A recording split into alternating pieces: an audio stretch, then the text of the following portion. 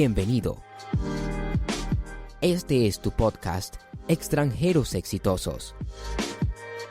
Un espacio dedicado a todas aquellas personas expatriadas que impactan positivamente en el extranjero mediante el liderazgo, desarrollo personal y motivación,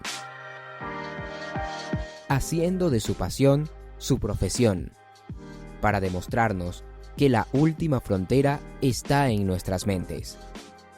Con ustedes, Luis Almazán, Expat Coach.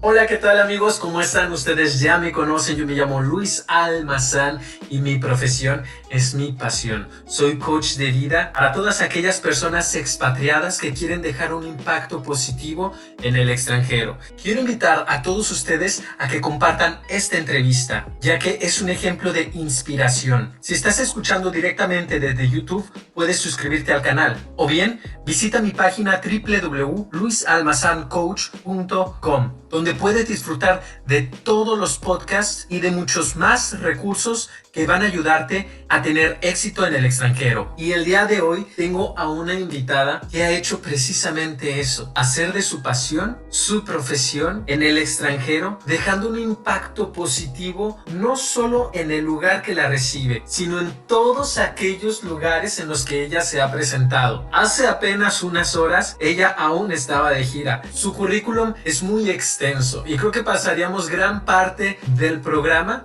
simplemente platicando sobre todo lo que ella ha hecho, ya que ella es una artista internacional, cantante, actriz, productora. Ella es el sinónimo de perseverancia, creatividad, sueños, pasión y ejemplo. Yo que más quisiera tenerla aquí durante horas y que nos platicara de su experiencia, cómo ha vivido ese proceso desde que estaba en México, en su natal Ciudad Madero, en Tamaulipas, México, hasta ahora su lugar de residencia, París. Estoy súper feliz, estoy más que contento de que tenemos con nosotros a una mujer de talla internacional, artista internacional, mexicana, artista, cantante, perseverante, creativa, soñadora, una belleza que no tiene palabras, pero sobre todo una belleza interna que quiero agradecerle con todo mi ser. Muchísimas gracias, Carla Lazo, de estar aquí con nosotros compartiendo tu historia. ¿Cómo estás, Carlita? Hola, Luis, muchísimas gracias, con todo gusto estoy aquí para compartirles, como dices, mi historia a ti y a tu auditorio. Muchísimas gracias. Ok, Carlita, bueno, sé que vienes de una gira por aquí por Europa, estuviste con Florecita, con Flor Amargo, pero cuéntame un poquito de ti. Ahorita vamos a ir al presente, vámonos al pasado. Hace que como unos 10, 11 años, cuando tomaste la decisión de dejar México para venirte aquí a tierras europeas, aquí en Francia. ¿Cuál fue esa decisión? Cuéntanos en algunas pocas palabras. Mi venida a Europa fue el venir en familia, porque el padre de mis hijos es francés, nosotros nos conocimos en México y estando allá formamos una familia con los 2 hijos que tenemos. En un momento dado él tenía el deseo de regresar. Yo estaba a la vez con la inquietud, ¿verdad?, de ver qué era vivir acá, pero no estaba tan decidida en el momento que lo hicimos. Pero bueno, al final seguí un poco la aventura, ¿no?, de venir, de cambiar de país. Me daba un poquito de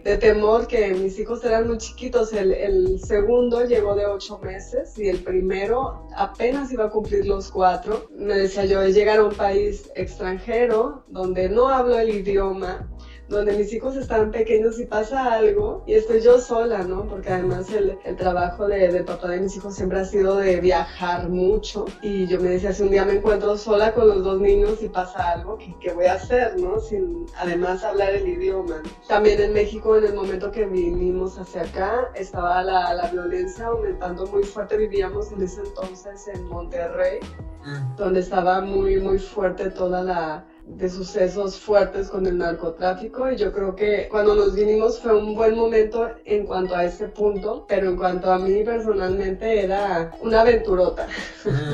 cuál fue esa motivación entonces que te hizo sobrepasar pues esa barrera, ese miedo que tenías? Bueno, de una parte siempre he sido como muy partidaria a lo que es la familia, la unión familiar, a lo que era importante también para mis hijos, y esa parte también me daba mucha tranquilidad de estar con los niños, incluso cuando estamos allá con la familia cada año de vacaciones, es un goce increíble y amo mi país y espero que algún día pueda evolucionar con toda la riqueza natural y con toda la gente también positiva y bonita que hay allá y trabajadora además. Y bueno, como retomando la pregunta de cuál fue la motivación, bueno, también había la parte personal y artística que para mí era importante y me daba mucha curiosidad en cuanto al nivel de música, todo lo que yo podía aprender, que podría estar en mis manos aprender de otra manera. Yo que vengo de una formación de conservatorio de música clásica, me daba mucha inquietud de aprender más técnica de ópera, practicar el teatro y la danza, que son las tres actividades que siempre he hecho desde niña. La más constante, la música, en segundo el teatro y en tercero la danza. La danza nunca la he hecho a un nivel súper profesional, pero he incursionado toda mi vida, siempre desde niña he estado en clases de danza contemporánea, clásica, árabe y moderna e incluso africana, y siempre he estado con temas de expresión corporal, de danza. Siempre me sirvió de ello de alguna otra manera, ¿no? Simplemente para saber pararme en un escenario. Y bueno, también esa parte me daba mucha inquietud, entonces una de las primeras cosas que hice fue aprender francés, evidentemente. Y el segundo año fue retomar mis estudios, a pesar de que ya tenía 2 niños, retomar mis estudios de música en el conservatorio y en la Sorbonne de musicología, en la Sorbonne de canto en el conservatorio. Y ahí fue donde vino la etapa muy dura. ¡Wow! A ver, cuéntanos un poquito sobre esa etapa muy dura, cuéntanos. Para empezar, yo ya no estaba sola como cuando fui estudiante en México. Ya tenía 2 niños, uno que apenas empezaba a aprender a caminar o caminaba ya poquito. Y sabes que esa etapa los tienes que andar persiguiendo por todos lados. El otro que acababa de entrar al kinder aquí. Y bueno, era muy, muy difícil para mí porque yo en México siempre fui muy estudiosa, muy disciplinada, muy buena alumna. Y aquí con los niños, para empezar, la manera de trabajar muy diferente que yo no estaba acostumbrada. Y me costó entenderle como... El primer año fue como entenderle cómo es que tengo que trabajar, cómo es que tengo que estudiar para un examen, cómo es que hacer una disertación y cosas que en México uno no forzosamente hace para un examen o lo haces para hacer una tesis o algo así, pero para mí fue muy duro pensar, o sea, pasar así arrastrando con el límite del promedio a cada vez que me entregaban calificaciones, porque ¿por qué? Porque a veces había el examen más importante de la materia más importante y yo no podía ir porque mi hijo tenía fiebre, ¿no? Y evidentemente en primer lugar siempre iban a estar los niños. Entonces, para empezar, fue un trabajo de ego, de orgullo y de no por eso soltar, ¿no? Porque incluso al ir viendo que era tan difícil de la manera en que se trabaja, para mí fue muy difícil, quizá porque ya tenía niños, pero también ver compañeros míos que la mayoría tenían 5, 8 o 10 años menor que yo, porque ellos eran jovencitos que venían de terminar la preparatoria o como un bachillerato, como le llaman aquí. Ellos no tenían hijos, que ellos estaban al 100% todo el día libres para estudiar, ya sea la práctica musical o la teoría musical, y ver que muchos de ellos se fueron quedando en el camino y que aunque les veías potencial, no lograban pasar alguna materia importante que no les daba el promedio, ¿no? Y entonces me angustiaba eso y yo no sé cómo le hice, pero cuando obtuve mis diplomas, sobre todo el primero que obtuve fue el de la Sorbonne de musicología. Literalmente lloré cuando me dieron el resultado. Wow, sí. Y fue para mí así como casi como un trofeo haber logrado tener una segunda licenciatura, porque ya había hecho mis estudios en México. Además, esa es otra, que mis diplomas de México, yo quería entrar al máster, y cuando entrego mis diplomas de música, de los 5 años que hice allá, me validaron uno. Y tenías que Valía volver. por uno, entonces tenía que volver a hacer los 2 que quedaban y de ahí ver si pasabas, ¿no? Entonces el día que yo tuve la licenciatura, como dicen aquí, ese día literal lloré, así fue para mí como sentir como si 1,000 pesos que traía en la espalda y en la cabeza, en la nuca, ¿no? Se lo quitaban. Se me quitaban, ¿no? Sí. Y bueno, yo invito a todas las personas a que realicen sus sueños, a que siempre es posible si uno es positivo y si uno le sabe buscar, ¿no? Y sobre todo las mujeres, que a veces cuando ya tenemos hijos es muy difícil, sobre todo si paramos la profesión. Hay algunas muy valientonas, o también por el tema económico, que nunca paran, ¿no? Que hacen su pausa de maternidad y enseguida retoman. Pero vemos otras que nos alejamos un poco de lo que hacemos y después retomar es casi como empezar de cero. Es muy difícil cuando ya no estás libre para moverte hacia donde quieras, cuando quieras, a la hora que quieras, cuando ya están los hijos de por medio, pero no es imposible. No, al contrario, luego los hijos se convierten en el motor también, ¿verdad? Exactamente, y por ejemplo en México, que yo ya trabajaba cantando y haciendo teatro y cosas, aquí volver a ser estudiante, que son cosas que pegan, ¿no? A veces ya cuando te das cuenta en la práctica, pues no es lo importante, ¿no?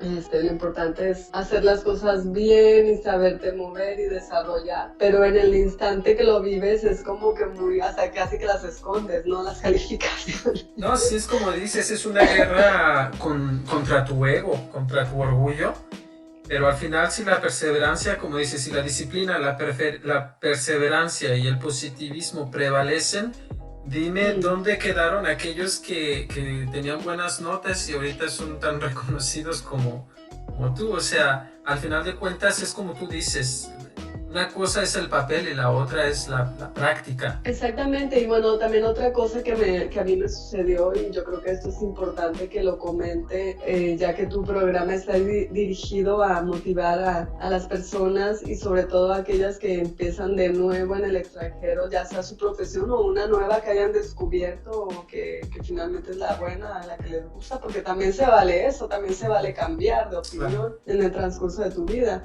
Bueno, otra de las cosas que también me sucedió es que yo perdí la voz durante algunos años. Me era imposible ahora sí que cantar hasta en la regadera. Wow. No te digo que perdí la voz para hablar, que a veces le sucede a algunas personas por algún shock emocional o mental. Lo mío fue más bien para cantar. Era imposible que yo cantara una frase de cualquier canción, casi que hasta para cantar una canción de cuna. Pero era porque yo traía, yo creo, mucha angustia. Me pasó mucho de compararme, pero muchísimo de compararme con todos mis compañeros, compañeras, sobre todo mujeres, porque yo iba al conservatorio y yo era, no era la única, pero sí era de las pocas que éramos mayores. Que la mayoría eran, te digo, 5, 6, 8 años menores. Aquí, incluso un poco más que en México, hay mucho el tema de la edad, de acuerdo a que te dicen si vas a lograrlo o no, o si vale la pena que lo hagas o no. Yo creo que sobre todo en el deporte y en lo que es el arte, si ya tienes una cierta edad, te dicen que ya vas a ser amateur, que no vas a ser profesional, y a veces incluso te sacan del conservatorio y te dicen, pues págate un maestro privado, porque aquí queremos gente que le veamos futuro, y ellos miden el futuro, evidentemente con el talento, pero también con la edad, y eso me parece algo tan fuerte y tan mal hecho aquí, porque yo efectivamente estuve de estudiante en el conservatorio con gente, como te digo, 8 o 10 años menor que yo. Imagínate que si son menores que yo y que tenemos el mismo nivel vocal. Y yo me topé con historias con gente, digamos, menor que yo,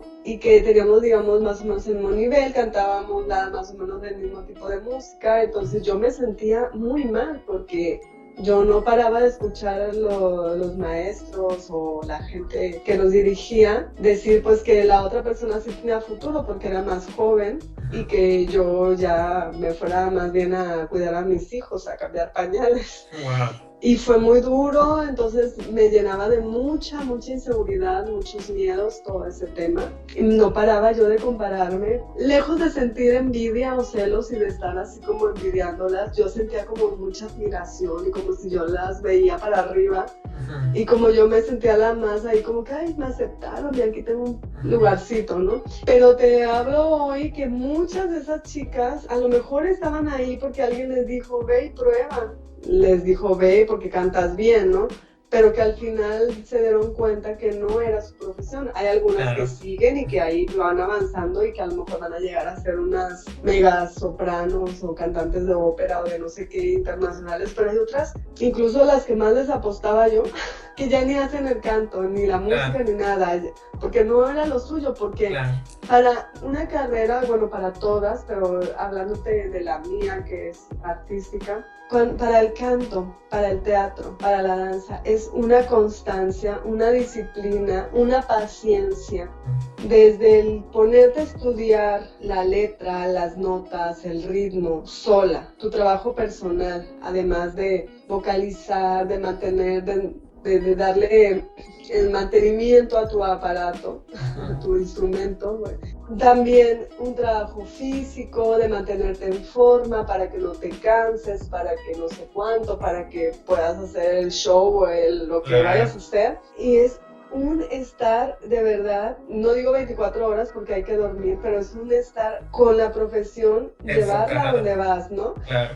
Y además, ya que estudiaste sola, después está el estudio con el acompañante o los acompañantes si es un grupo o si es una orquesta. Y cuando presentas cosas escénicas como yo, que a veces he participado o yo misma he hecho montajes de ópera, porque también hago producción, aparte de ser cantante y actriz, también yo realizo producciones, ya sea las que yo realizo o las que yo canto, que me invitan, que realizan otras personas, pues tienes que ir a ensayos, tienes que trabajar lo que te dicen. Es una disciplina y un estar en el aquí, en el ahora presente.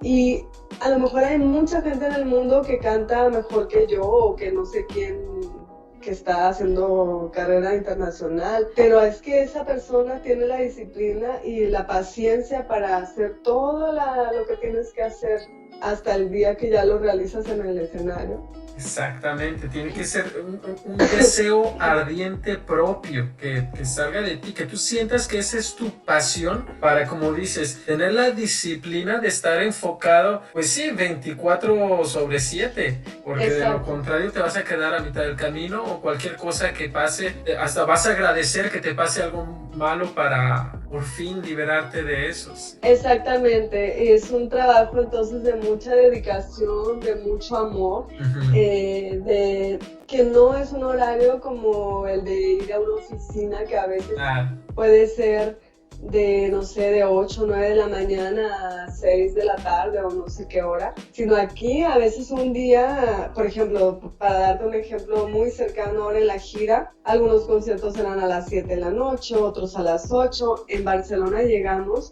y nos topamos con que teníamos que cantar cerca de las 2 de la mañana cantamos, y nosotros, ¿qué? ¿Cómo vamos a cantar? Wow.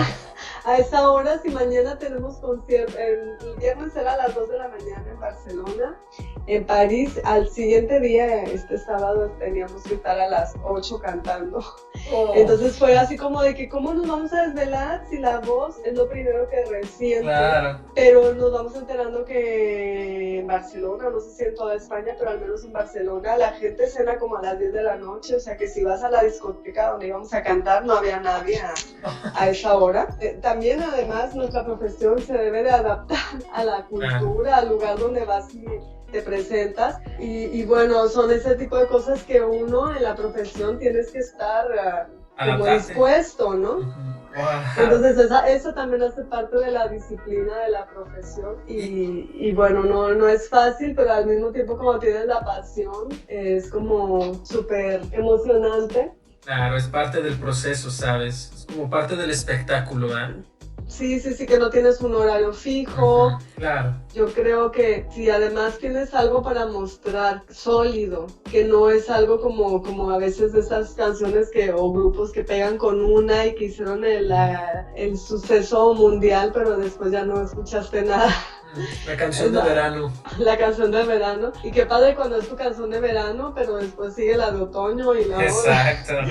Y es mejor, pienso yo, cuando vas a tu ritmo, logrando hacer lo que quieras con toda la pasión, pero a paso firme, ¿no? Y claro. no a paso efímero o instantáneo.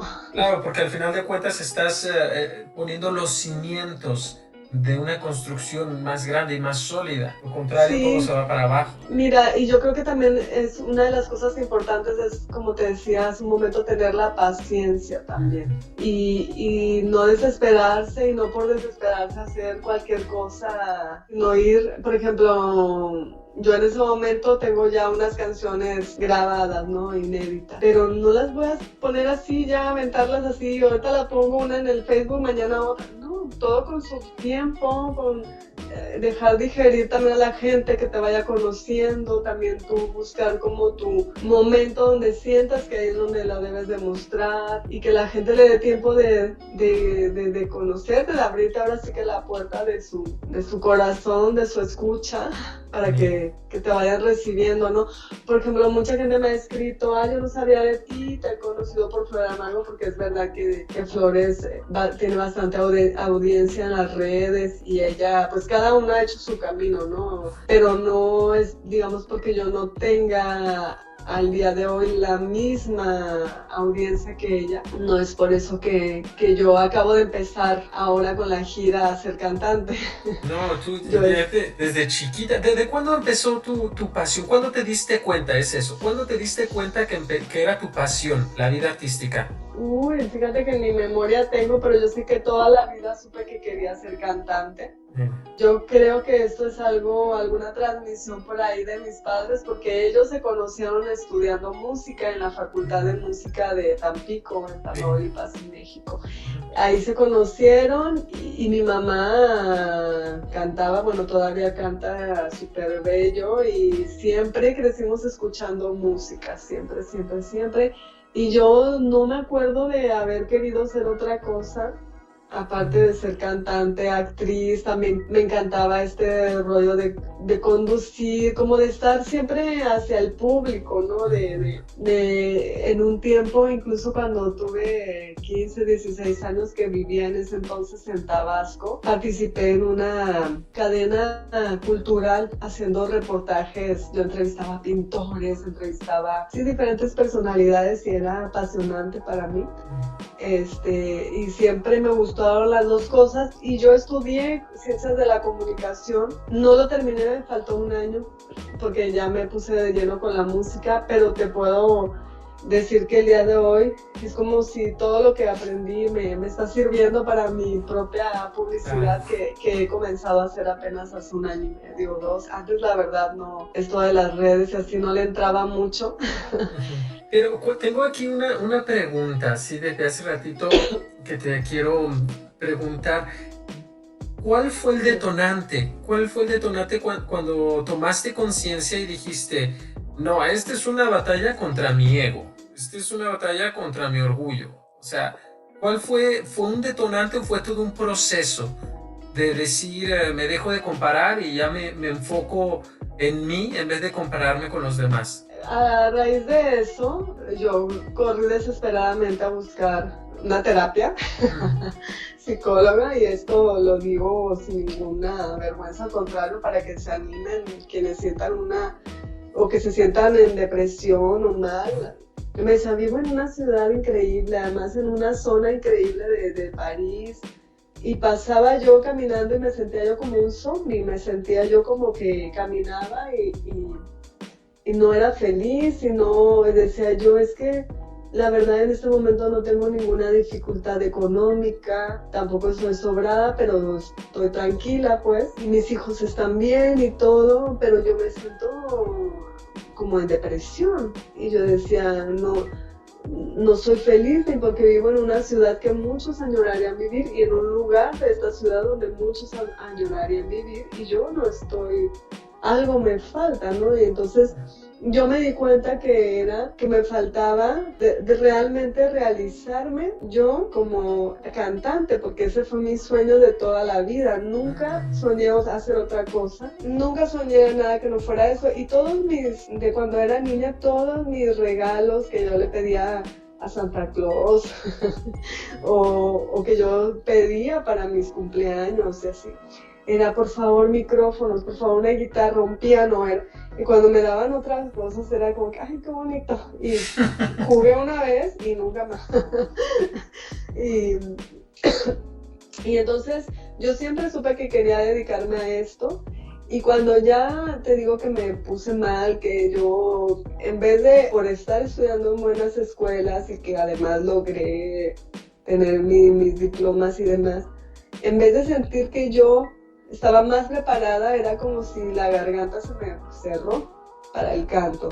Y entonces ahí yo creo que toqué fondo, lo trabajé muy, muy fuerte en terapia. Y ahí yo descubrí una cosa, como lo acabas de decir, de la lucha de egos y esto, que mi propio enemigo era yo. O sea, que mi enemigo era yo, más bien. Que no estaba en la otra cantante, en la que cantaba mejor o en la que tenía más técnica. Era yo misma mi enemigo, y que yo traía muchas, como que sí, yo era muy dura conmigo, eso yo descubrí. Una de las cosas que yo traía como introyecto muy fuerte es que, como te acabo de decir, mis papás se conocieron estudiando música, mi papá terminó su carrera, tuvo su diploma, a mi mamá le faltó un semestre para titularse porque se embarazó de mí y ella abandonó el canto. Lo abandonó porque se dedicó a mí, después enseguida tuvo mis otros 4 hermanos, pero así todos en la escalerita, digamos, seguiditos. Y eso yo creo que yo lo traía muy fuerte como una carga. Como decir, si ella no lo realizó, como una culpa de cómo yo lo voy a hacer, ¿no? Wow. Esa parte yo la tuve que trabajar mucho de decir, o sea, en vez de sentir culpa por yo sí realizarme, más bien también que a veces los padres se realizan a través de uno, ¿verdad? Y todas estas experiencias que yo pienso que a veces muchas personas las traemos cargando, ya sea porque te dicen no vas a poder o no sé cuánto, que nunca fue el caso de mis padres, al contrario, 1000 cosas, incluso las que he estado haciendo últimamente, las logro realizar porque ellos me ayudan. Cuando estuve ahora este verano en México y tuve conciertos, pues ¿quién se cargaba de los niños? Mis papás. Me decían, tú vete, ensaya tranquila, aquí los cuidamos, ya cuando regreses salimos. Y igual acá en París tengo 2 hermanas, las que siguen de mí. Y mira que yo decía cuando nacieron ellas, yo fui la típica hermanita celosa, así que las quería ahorcar a mis hermanas, que son gemelas además. Mira, yo también soy gemelo. Mira. Sí. Ellas eran así, yo era la típica niña así como toda peinadita, porque ahora ya ni me peino. Y yo era así como de que tenía todas sus muñecas así intactas, en orden, y venían ellas gateando, les arrancaban la cabeza a la Barbie. Yo desde niña con mis regalos era, cómprame el disco de Parchís o de no sé quién. Y entonces todos mis discos se convirtieron en frisbee con mis hermanas, súper rayados. Entonces yo era así de que, ¿por qué nacieron? ¿Por qué? ¿Por qué no fui hija única? Y yo envidiaba a una prima mía que era hija única y decía, tú tienes mucha suerte y yo tengo estos monstruitos que me rompen todo. Y mira, ellas 2 ahora viven en Francia, también en París. Y si no es por ellas, mira que me he podido ir de gira ahora con Flor. Mira, sí. Son ellas las que, ahora sí, las que tú no te preocupes, ve, y ahí voy y vengo, y de cuando me voy yo, viene la otra a cuidar al niño, va la otra a buscarlo a la escuela, si no, no podría. Wow. Vamos a casi a tener que despedirnos, pero tengo una última, tengo 2 preguntas. Dale, trata de ser breve para contestarte las 2. Bueno, mira, vamos a a imaginar un poquito. Me gusta mucho jugar con los sonidos, con aquello que nos imaginamos, con aquello que sentimos, y vamos a hacer una mezcla de esto. Dime, ¿cómo ves, cómo escuchas y cómo sientes una obra artística de tu vida en la que mezcles el teatro, el baile y la música? ¿Cómo la verías? ¿Cómo la escucharías y cómo la sentirías? ¿Qué música llevaría? ¿Qué tipo de baile llevaría? ¿Qué música cantaría? ¿Estarías tú cantando? ¿Estarías tú actuando? ¿Cómo sería esta obra? Qué bonita pregunta. Me pone un poquito así como a trabajar el cerebro y la emoción. Bueno, tendría que llevar ópera, canto operístico. Yo cantaría, evidentemente. Tendría que llevar en algún momento danza oriental, que me fascina y que se me hace tan femenina y que me encanta bailarla además. Yo me siento muy yo, creo que en otra vida fui o seré bailarina de danza árabe, me fascina. Y ¿cómo la vería? En un teatro bellísimo, grande, lleno, como no sé, como ahora que tuve la oportunidad en el inicio de septiembre, el 13 de septiembre se reinauguró el Teatro de Châtelet y tuve la oportunidad de participar en la reinauguración. Ahí no me tocó cantar, fue actuar, pero al final, pues todos los artistas teníamos que dar el saludo y sentir, para mí, yo me paraba ahí en el teatro con todo el público que se ponía de pie a aplaudir a todos los que participamos y ver ese teatro bellísimo, así con ese estilo antiguo, con todos los balcones y con tapicería roja y dorada y no sé, tan bellísimo lugar. Y yo me cerraba los ojos o en momentos observaba a todo el público ovacionando a todos los participantes y yo me imaginaba que era todo para mí. Dije, algún día, claro, en un teatro como este o en este teatro. Pues mira, así has sido tú misma creando tu vida así mediante los sueños, la imaginación, la visualización y esta bonita aura que te identifica y de verdad, ay no, yo sé que vas todavía para muchísimo más. Yo estoy emocionado, o sea, si me vieras, estoy muy, muy emocionado con tu historia. ¿Qué más quisiera pasar horas y horas y horas platicando aquí contigo, de verdad? Mi última pregunta nada más era, ¿cuáles son tus próximas presentaciones y tus redes sociales para que la gente estemos todavía más al pendiente? Ay, sí, muchas gracias. Pues mis redes sociales en Facebook, Carla con K, Lazo con Z, oficial. Carla Lazo Oficial, así me encuentran en Instagram y en Facebook. Y como dice Flor Amargo, échenme la mano ahí participando, dándole like a todo, dándome mucho amor con muchos corazones.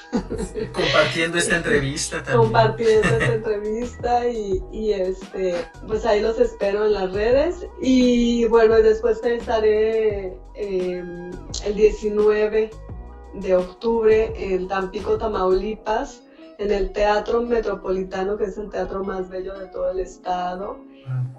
Lo inauguró el encantador Plácido Domingo, pero yo soy su fan.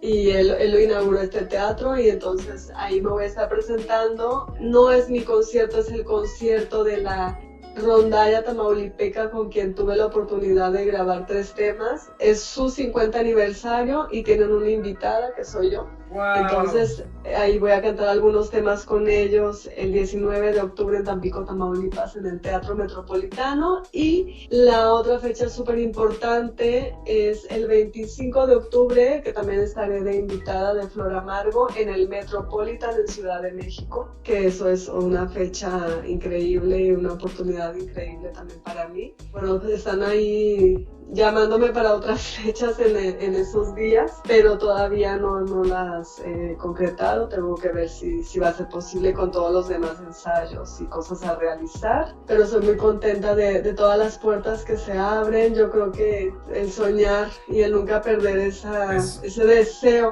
nunca perder tu deseo, esa es una de las cosas que yo trabajar duro para lograrlo. El que sea, el que tengas, el sueño que tengas, si es positivo y si trabajas por él, lo cumplirás, y eso es lo que nunca hay que perder, el deseo de soñar y de concretar.